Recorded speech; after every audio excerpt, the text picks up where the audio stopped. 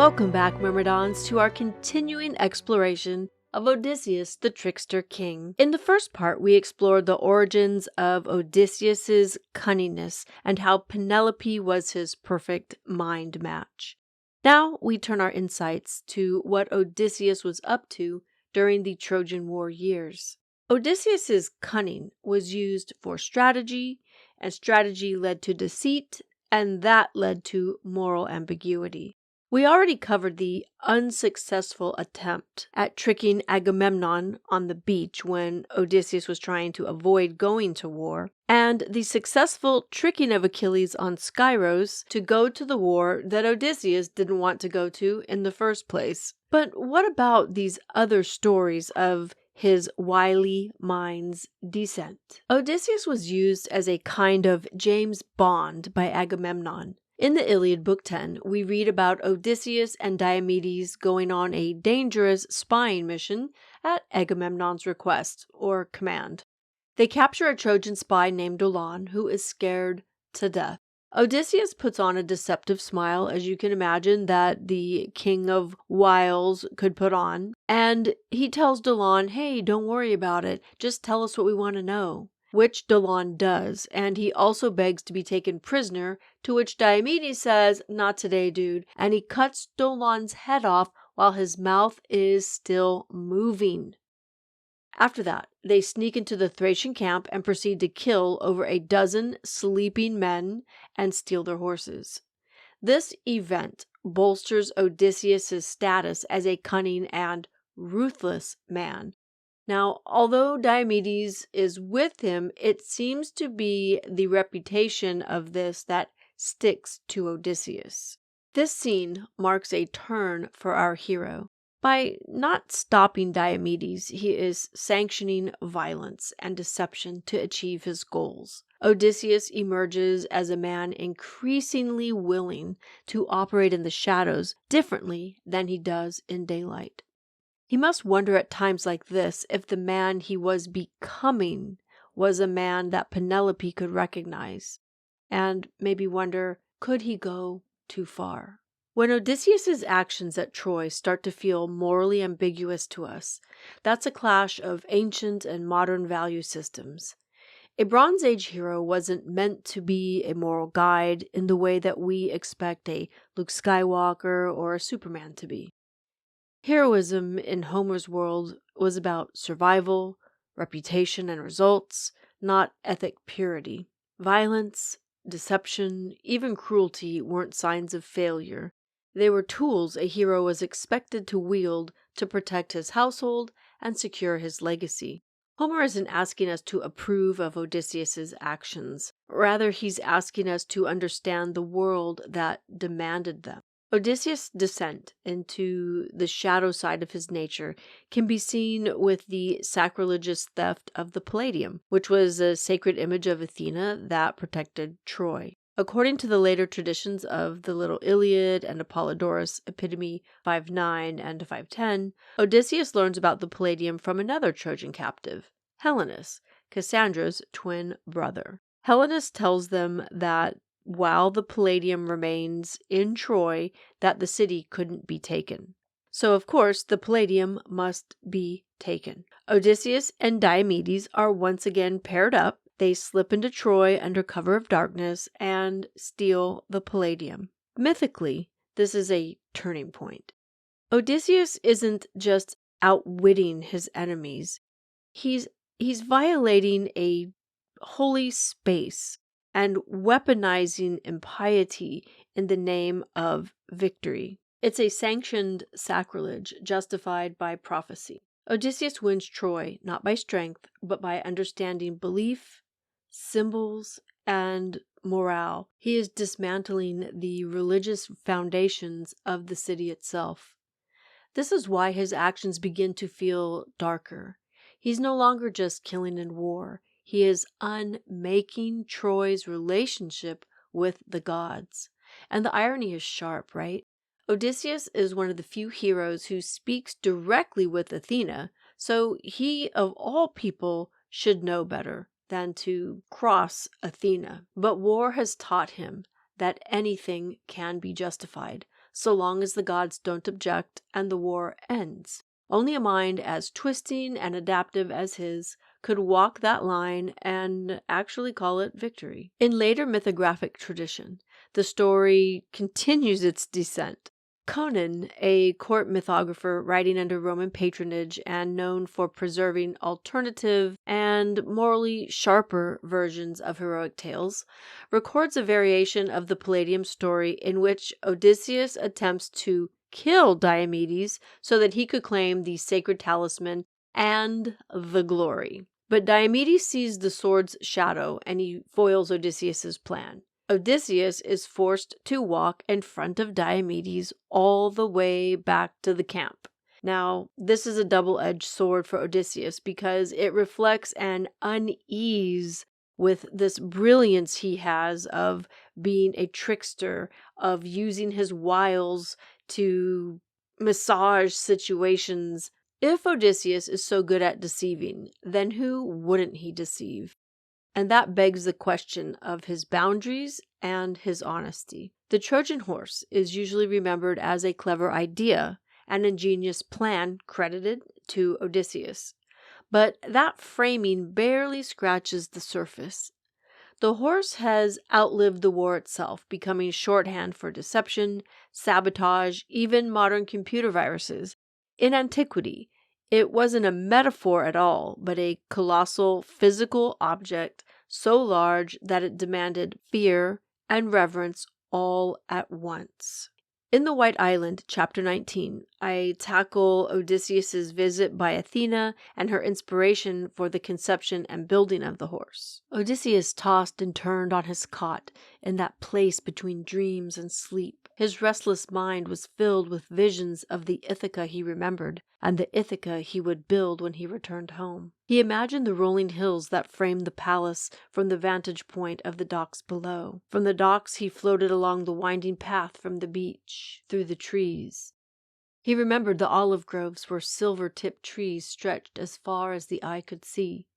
He recalled Penelope's face, soft and lovely in his hands, the way she would tilt up her cheek for him to kiss when she was busy with her handiwork. In the evenings of early fall, the sunlight would hit the window of her weaving room at the perfect angle, washing her in an amber glow. He had purposely brought her a jar of wine every evening to catch the vision of her beauty in that light. He had loved to watch her weaving, and the way her face would scrunch up when she was focused on perfecting her designs. But then the intimacy of his dream was interrupted by Athena. "Odysseus," she whispered, "look at you, pining away for your sweet Penelope. Do you not see? The gods grant you a vision to fuel your purpose." Odysseus straightened in his dream. "Athena?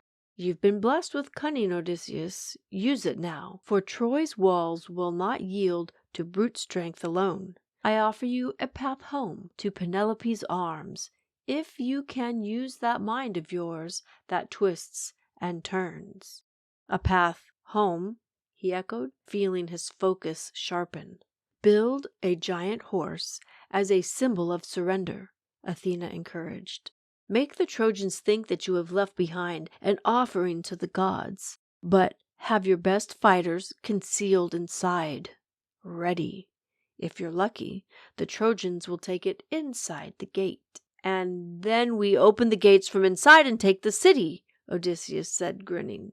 His eyes flew open with the dawn. The seabirds had already started circling the camp as women went about preparing the meal to break the fast. Odysseus's mind was already spinning with the details, envisioning the construction of a horse so massive that it would command Troy's attention. His heart hammered against his ribs as Athena's words rolled around in his mind. He had to meet with Agamemnon, Menelaus, Diomedes, Neoptolemus, and Epios, the craftsman, and whoever else Agamemnon invited to share Athena's plan. My plan, Odysseus thought. My plan. Athena gave it to me. It did not take long for Agamemnon to call the captains to the war tent. Standing around the war table, they listened to every detail, looking at one another with skepticism, shrugging, grunting over ideas. "Do you really think it will work?" Agamemnon asked, fiddling with a gold bead braided into his beard. Epios leaned forward, pointing a finger at Odysseus's sketch. "I can build it, but it will take the strongest timber and days of labor." Odysseus nodded. "We'll have it done. This will be our final chance, I think." Neoptolemus folded his arms. "If the walls haven't come down by now, then getting through the gate seems the path the gods might favor." Odysseus smiled, patting Neoptolemus on the back. "With your father's spirit, we'll make this legend our own." Agamemnon nodded approval. "Make it so, men. Let's raze that fucking city to the ground and go home richer men." The Greeks set the giant wooden horse up as a gift to the gods to ensure safe passage home, and destroying such an object would be inviting their own destruction. But the Trojans aren't stupid. They had been dealing with the Greeks for a decade and were skeptical of this god gift. As Priam and his priests and advisors stood on the shore contemplating what to do with it, one of the Trojan priests, Laocoon, warns them to destroy it, but he is quickly silenced by the gods. In The White Island, chapter 19, I tell this part of the story like this. Priam raises his hand, and the descent died at once. Laocoon, I don't dismiss your warning, or any of your misgivings or concerns. But after 10 years of constant vigil, what choice is left to us? Look at it. Only a god could have inspired such a creation. We have angered them enough, don't you think? We can't defend them. If it is nothing, then it's nothing. Laocoon stepped forward one last time. King Priam, your honor blinds you to their possible deception. His voice was sharp with urgency. This horse is a weapon. I feel it in my bones. It will bring death to us all. How? Priam asked. I am too tired to fight against the tide of war any longer. When I kissed the hands of Achilles, I knew my will to fight had left me. Perhaps this is simply a sign that this bloody war is finally finished. Laocoon approached the towering wooden horse, towing the wooden base with a sandal. Beware Greeks, even when they bear gifts, especially those of such grand design. He grasped a spear jammed into the sand and hurled it at the horse's side. There was a quiet clang on impact. This is no gift, Laocoon said gravely. It is a trick to breach our defenses and bring ruin. But as he climbed the tower of the horse's hooves and foreleg, a great roar filled the air. Thunder cracked above them. Some council members cowered beneath the darkening sky. Every eye turned toward the beach. There was a disturbance in the waves, a frothing foam that erupted into a shower of water. From the spout a monstrous serpent emerged, its scales gleaming gray and green, its eyes black fire. Its writhing form moved up the shore with unnatural speed. They gasped, crying out to Poseidon. The serpent slithered to where Laocoon's sons were scavenging, taking them by surprise, coiling around their legs. The boys screamed for their father as the monster dragged them to the shallows. Laocoon, with his robes flying behind him, leapt to save them without a single thought for his own safety. He dove into the surf only to find himself ensnared. Priam and his entourage watched in horror as he beat the serpent with his bare hands while reaching for his sons. In mere moments, the creature dragged father and sons into the deep with a mighty splash. The council stood dumbfounded. If Laocoon had been right, the gods would not have taken him. It's a sign we must obey. Bring it into the city. Priam's voice was filled with grim sorrow as he mounted his chariot. Send for more men to help with this gift. Have the women prepare a city-wide feast. A messenger rode back toward the king's palace to see his king's word obeyed. As twilight darkened into night, 100 men rallied around the wooden horse, fastening ropes and placing rolling beams beneath its frame. Their hands, which had once been raised in defense, were now working to drag this symbol of peace into the heart of their city. Inside the horse, Odysseus and his men watched in silence as hundreds of Trojans toiled, pulling the structure along the beach. The plan was working just as he said it would, as Athena said it would. All they had to do now was wait.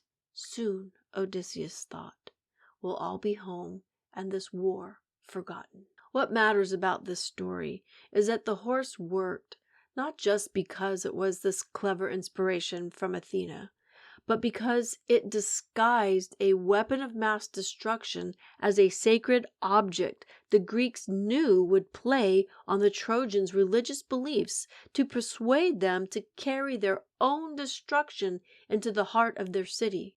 The Trojan horse becomes a monument to deception itself, proof that cunning can wound more deeply than a spear. It's no accident that the image still haunts us today. Odysseus is one of the first heroes to prove that survival belongs not to the strongest arm, but to the most adaptable mind. A man willing to bend, deceive, and reimagine himself to endure. In that sense, he feels startlingly modern. Every age crowns its own Odysseus. Figures who escape disaster through intellect alone, who build their way out rather than fight their way through. But myth never lets us admire cleverness without consequence. Every lie Odysseus tells for victory exacts a cost. And as Pierce Brown writes in Iron Gold, for those who dine with war and empire, the bill always comes at the end. And that's exactly what happens for Odysseus, because it always ends the same way. With survival won, something essential is lost. Which will take us to the next episode, The Wanderer's Curse, Odysseus and the Long Road Home, where the mind that won the war becomes the very thing that prolongs his suffering. That's it for now, Myrmidons. I thank you for listening and for supporting this podcast. It really means more than I can say. If you enjoyed this episode, consider leaving a rating or sharing it with someone who loves Greek mythology or the Trojan War the way that we do. As always, take care, be well, and drink your wine. And of course, be merry, Myrmidons.